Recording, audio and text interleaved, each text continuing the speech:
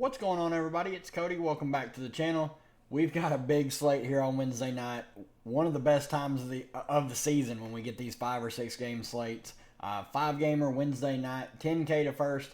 Kind of disappointed they're not doing a 3-game night slate with 3 games starting at 9 o'clock. Would have made perfect sense, but who knows with Draftkings?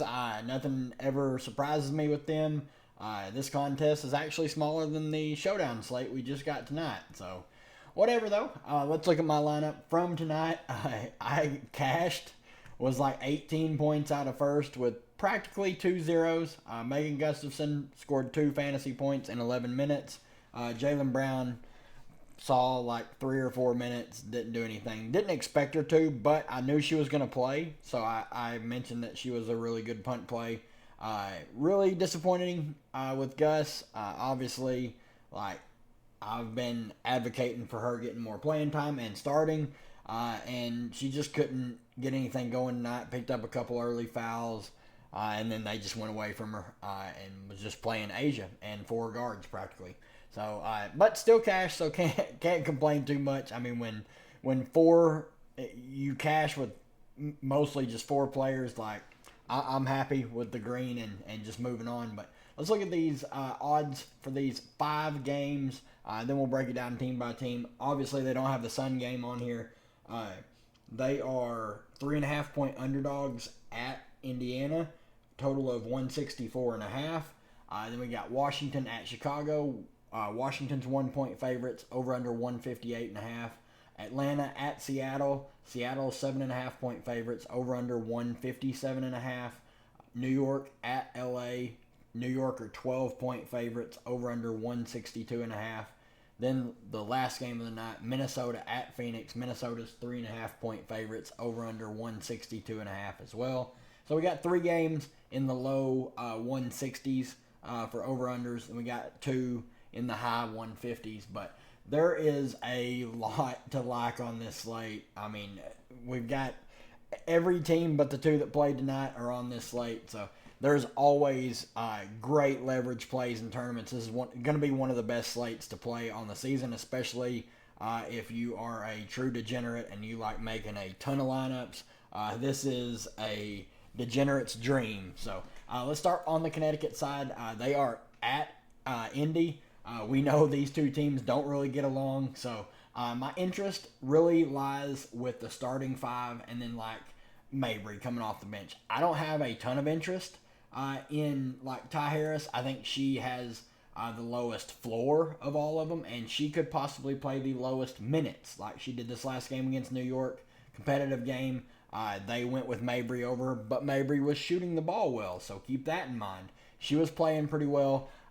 So it's really just going to depend on the hot hand. Fully expect Dejanay Carrington to be out there mostly for her defense on Caitlin Clark. So don't mind her at 7,500. You know the minutes are going to be there. She's going to play right around 30 minutes. Bree Jones at 8K. Minutes haven't been the best. Like, they've been bouncing up and down. 34, 33. If she plays over 30 minutes at 8K, she's going to smash. We know this Indiana defense isn't the best. But 25 minutes last game in a super competitive game. Not ideal. DeWanna Bonner at sub 9K. This is like a ultra smash spot for her. She should get open looks. She's taken a ton of shots. 2 of 11, 3 of 16, 5 of 11. Has not shot the 3 ball well at all. 0 of 14 in the last 3 games. Obviously, always mention with her, if she's grabbing rebounds, she has a huge ceiling. So, well north of 50. We've seen her get 50 multiple times this season, I believe. Maybe I'm wrong. Maybe it's just over 40. Nope, there's a 50 bomb. So just one 50 burger than the 46. But big ceiling, and she's underpriced in my opinion. AT 10.5K makes for a solid spend up. I don't think I'm going to get there with so many other great spend ups around her, but I mean, she's going to flirt with a triple-double most nights, and she is going to play practically the entire game, assuming no foul trouble. On the Indiana side, Caitlin Clark at the top. Some of her worst games of the season have been against Connecticut. They run that super trap defense, and they pressure her from the minute she touches the ball, 90 feet up the court. They don't care. Dejanay will take herself out of the offensive game plan just to disrupt Clark. I mean, it works. She's had, like I mentioned, some of her worst offensive games on the season against Connecticut. Now, this is their first matchup after the break. I kind of want to see how Clark looks there. I think she makes for a fantastic tournament play because she always has nuke any Slate upside. I think Aaliyah Boston looks pretty good at 10.8K. Need the Aaliyah Boston from the first half of the Atlanta game where she was super aggressive, trying to score early. That kind of comes and goes. She was super aggressive and then she gets really passive. But I think she can pay that price tag off. Kelsey Mitchell continues to shoot the lights out. If you think she keeps shooting the way she's been shooting lately, I mean, she's taken a ton of shots, leading the team in shot attempts, not really shooting the ball that great. I mean, sub 50%. I mean, obviously most people will gladly take that, but she hasn't had like a 70% shooting game. She's just playing massive minutes and putting up 28, 27, 21, 29 real life points. And then anytime she gets very many peripheral stats, she's nuking. So it's a tough matchup, but I don't mind going there for tournaments. She should be lower owned. Nalissa Smith, I'm out on, especially on a 5-game slate. Her minutes are just super wishy-washy. Up to 27 minutes, still only 15 fantasy points. So you can go there. The price is super enticing, but I'm just out. Lexi Hull's minutes are up. They did say that Katie Lou is questionable for personal reasons, so would imagine Lexi Hull would start if Katie Lou is out. She's a fine play at 5,300, not the best fantasy point per minute player. Kimmy Fagbenley is fine. Her minutes did tick down a bit, but she is also a good fantasy point per minute player. Dantas, minutes weren't the best. Like, she ticked all the way back down to 10, but she can shoot it. I mean, 3 or 4 from 3, 4 or 5 from the field. Not expecting that again, but she can get you some peripheral stats. I just don't think she's going to be needed on a slate like this. Everyone else down here, zero interest. On the Washington side, this is a team that there's going to be some value. So we got Brittany Sykes at the top at 9,500. She looks great, playing low 30s minutes. She has a ton of built-in usage. Great defender, great at getting the peripheral stats, taking a ton of shots, 16, 20, 16 in the past 3 games. Just a big ceiling, and this matchup does not scare me whatsoever. Shakira Austin already ruled out, so bump to Stephanie Dolson, who looks better. Would imagine Aaliyah Edwards nets the start at 5,700. She looks pretty good. Emily Ingsler absolutely nuked the slate on FanDuel at 60%. I don't know why she was 60%. She went crazy in 18 minutes, 33 fantasy points. She's going to see extended run at 4,400. She is one of the better value plays on the slate. SWK out. Van Loo out with Cartley Samuelson back. Really not interested in any of them. Not much else to really like on this team. Melbourne's seeing an uptick in minutes, but I don't think she's going to be needed on a slate like this for value. Ariel Atkins at sub 8K. Do want to mention her. Only played 20 minutes here against Seattle. I thought she was injured. She was not. She was just chilling on the bench. Don't know what that's about, but this price is way too cheap. If she's not hurt and she's going to go back to her 30 to 31 minutes, I have quite a bit of interest in her for tournaments. On the Chicago side, Angel Reese at the top, 11.7K. She is crushing rebounds lately, but her field goal percentage is so dreadfully bad. 4 of 14, 4 of 13, 8 of 16, 3 of 12, 4 of 16.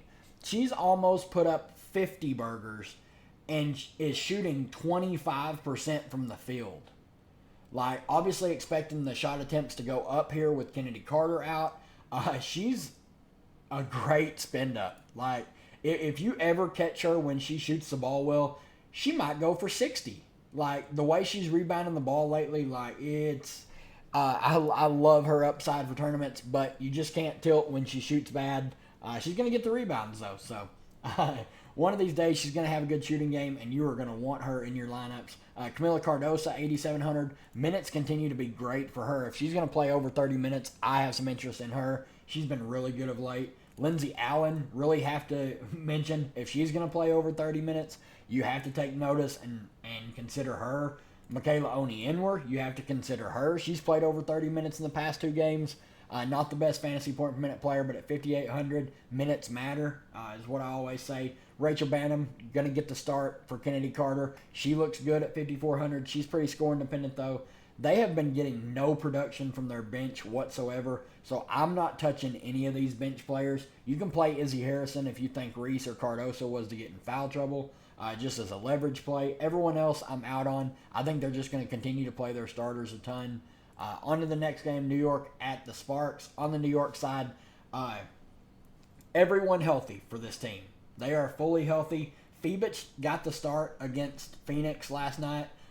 Expecting Laney to move back into the starting lineup, maybe here. Either way, like Laney, no matter what, at the 6,400 price point, she played 27 minutes off the bench. I fully expect her to be back to like that 30 to 32 minute range, assuming she starts.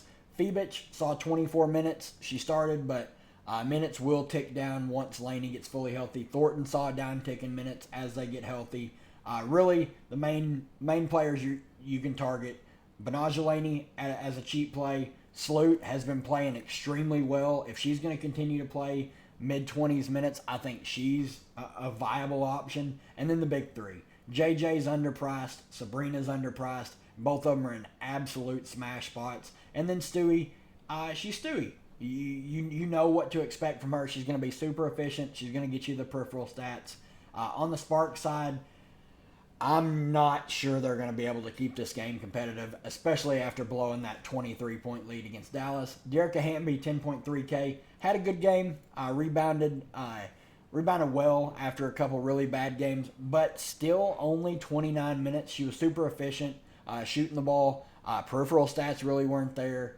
She's fine as a contrarian spend up. Not someone I'm ever gonna go out of my way to play anymore. She looks to have regressed back some from the start of the season. Rakia Jackson, 8,900. She's been playing out of her mind lately, especially here against Dallas. Obviously, Dallas can't guard anyone, but 9 of 15 shooting.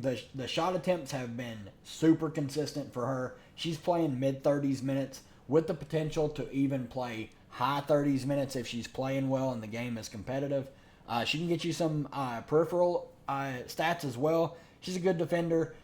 8,900 is steep, though. That's a steep price to pay on a 5-gamer. She's more of a contrarian tournament play. Azura Stevens, 7,900. I love the price tag for her. Just worry about the consistency of her minutes. Odyssey Sims, 7,300. I'm out. I'm not paying that price tag for her. She did get the mega minutes extension in this last game. Would not surprise me if she starts against New York. It's just a terrible matchup. And I don't want to pay 7,300 for Odyssey Sims. These are the games that she had since she joined the Sparks. 16 minutes, 16 minutes, 16, 24, then 31. Her minutes continually were rising, but she had this huge blow-up game where she put up 26 real-life points, had a double-double. I just don't expect that to happen again. New York is a far superior defensive team than Dallas. It's going from the worst defensive team, one of the worst in history, to the best defense in the WNBA currently. I'm just not paying that price tag for Odyssey Sims on a 5-game slate.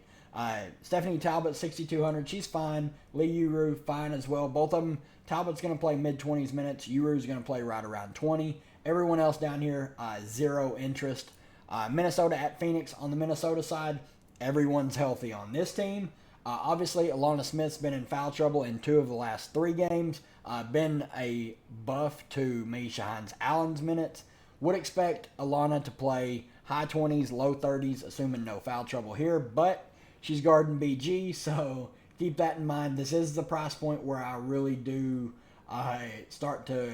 It gets really enticing to play Alana Smith when she's mid-8K.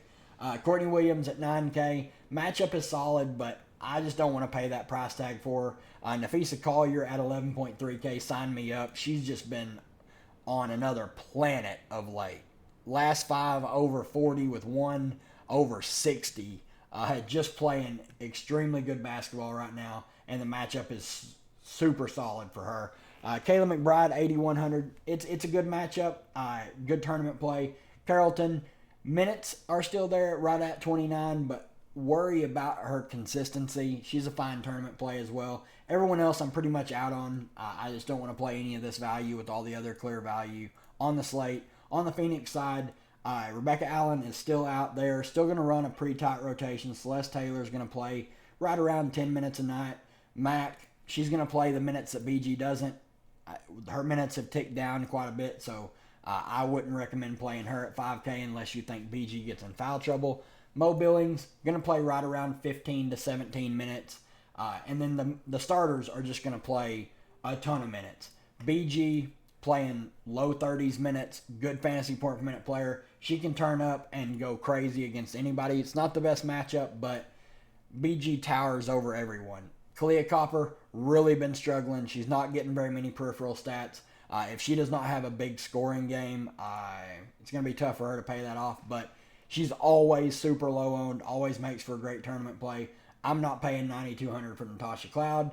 DT, not the best matchup. $7,700 though, is enticing for tournaments. Sophie Cunningham, $6,900, is fine. I'm not crazy about playing her, but it is a home game. So for her and DT, I think they're fine for tournaments. Last game of the night, Atlanta at Seattle. On the Atlanta side, their rotation expanded a little bit. We did see Nia Coffey come in and play pretty well. She saw 17 minutes, 23 fantasy points, took minutes from Naz Hillman.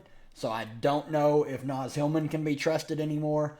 They may look at that to be more of closer to a 50-50 split and go with the hot hand. So really the only plays I have interest in on this team are the big four. Tina Charles still playing huge minutes. Played 34 minutes and got in immediate foul trouble and missed like 5 minutes. She played every minute of the second half.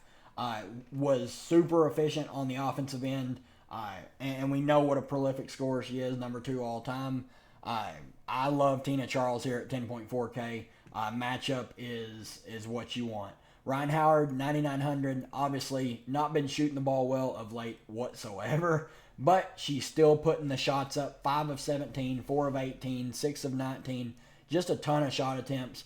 If they start to fall, we know the upside she has. She can put up 50. Alicia Gray is questionable with a back injury.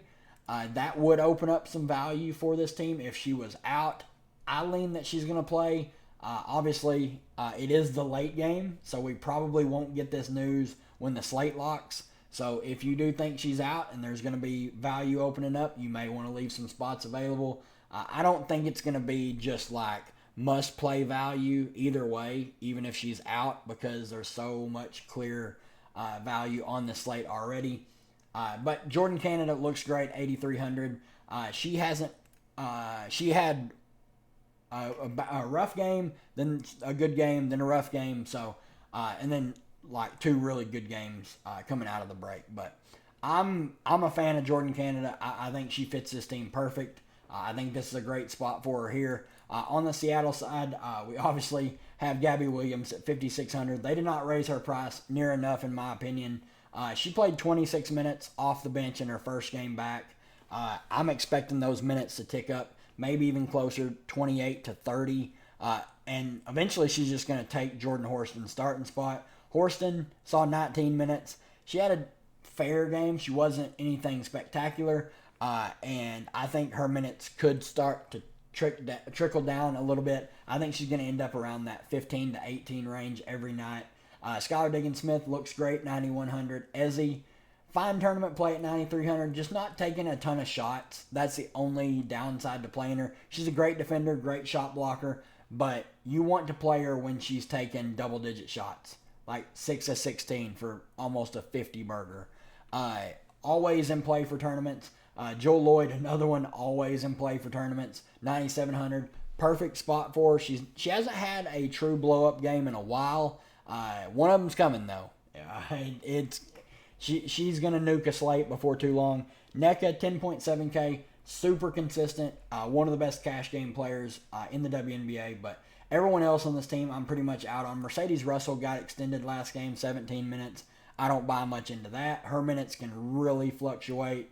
Sammy Whitcomb, 13 minutes. She's out there to facilitate the ball a little bit when SDS is off the floor, and she can hit some threes. If you think she's going to hit her threes, you can play her. Like I mentioned numerous times already, I just think there's a lot of clear-cut value that looks great. I don't think you need to go out of your way to play the value that probably won't get there more times than they will. So that's going to do it for me, guys. If you enjoy these videos and my content, leave a like on the channel. Really helps out the channel grow.